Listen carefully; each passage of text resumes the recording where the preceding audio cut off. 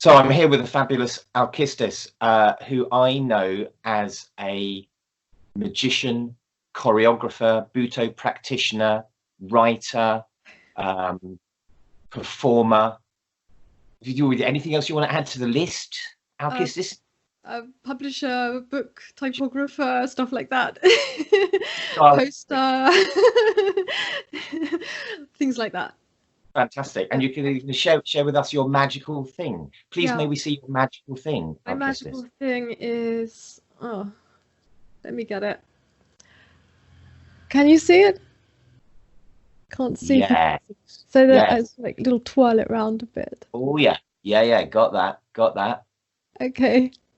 Tell us about your magical thing. Okay, the magical thing is a figa, a magnifico, and it's an amulet or a charm from Naples. And I've had a figa for like 25 years or more now. This isn't my first one. The first one got lost, so it was a coral one I found in Naples. This one I came across later when I lost that one. And I wanted to talk about it as a magical thing because I've always been like, well, before I kind of started Scarlet Imprint, I was very much always traveling. I was always just like living out of a bag and working with my body because I was studying Buto and, you know, just being out. So I always had things that I could like pack and take with me and carry on my person. So it was a way of keeping protected and having like a magical ally, a familiar with me. So it's because it's worn on the body all the time. I always wear it. So yeah, that's what it's about. It's a connection to the body, and I like it because it's a gesture. It's a hand, and I like. So it's this gesture, this, isn't it? It's it's the finger, so the thumb through the first and second, third finger. What else can I say about it? So this one of the things I'm really interested in is like all the meanings that derive from the body. So this is a fascinating book. I just dragged it out this morning. Can you see that?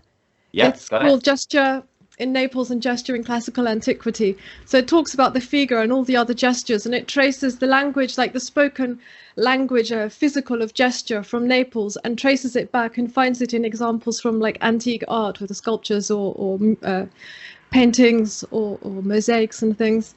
And so it has a very, very, very long history. And I find that fascinating because we have the same body now that we had then, and we speak the same language. And these meanings can be, they can evolve, but they also retain like something from the very earliest meanings. And hands are really interesting magically. So like I do collect charms because I like that they're small and you can always wear them, and they don't necessarily look like magical protection or magic. You know, you can wear them in straight society without attracting too much attention. So it's like a way of being invisible and discreet, but still having all your magical allies with you.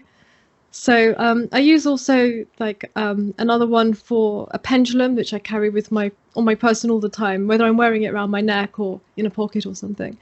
And it's just a way to have like those magical allies always with you, and also that connection with the city that my mother comes from. So part of my family is from Naples, and I have that sense. I went there the first time I went there. I really felt like I had been absorbed back into a greater body that was somehow I had come from, and it really felt like that. And it was the first time in my life of like that I traveled somewhere and had that feeling of being taken into a body that was greater than myself and was kind of conscious and living, and it was really bizarre, and I felt protected the whole time. And I found the figa when I was there in a second-hand shop.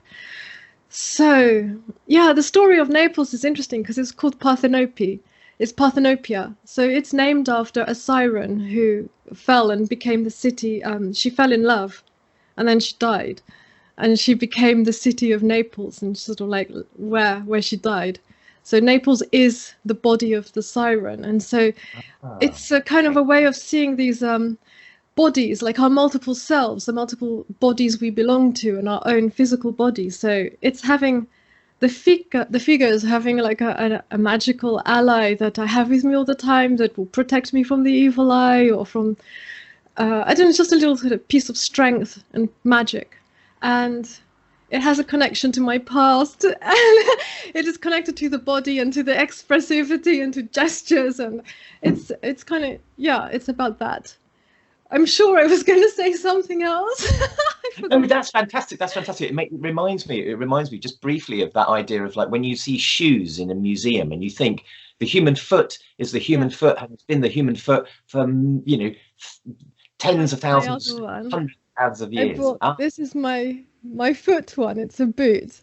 But his whistle as well. So I use him to call a particular spirit. He's connected with a particular spirit. And okay, well, let's not do the whistle now. Let's not do that now. But yes, feet and hands and body parts are really sort of interesting to me. Yeah. They found, you know, did you see recently there was, I think last year, they had found this trove of a sorceress, and it was full of amulets and charms, and it was in Pompeii.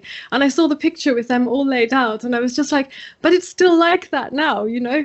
It's still like that. If you go to Naples, you see like the jewelry shops are full of charms, different kinds of charms, whatever's in fashion, whatever they've like adapted to the moment. But it's like, you have this sense of continuity, which I find fascinating because it's living. It's not we have to go back to find it. It's just there. It's happening all the time. And everybody like believes this. Everybody works with this. It's just natural. So I like that. It's just no strangeness.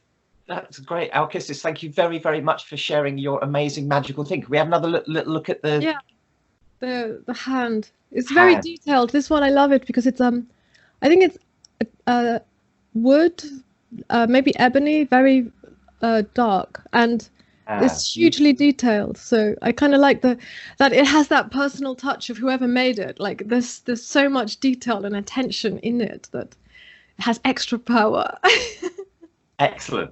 Alkistis, thank you so much. That's really appreciated. Lovely to see you. Lovely to see you. All right, catch you soon. Bye. Bye.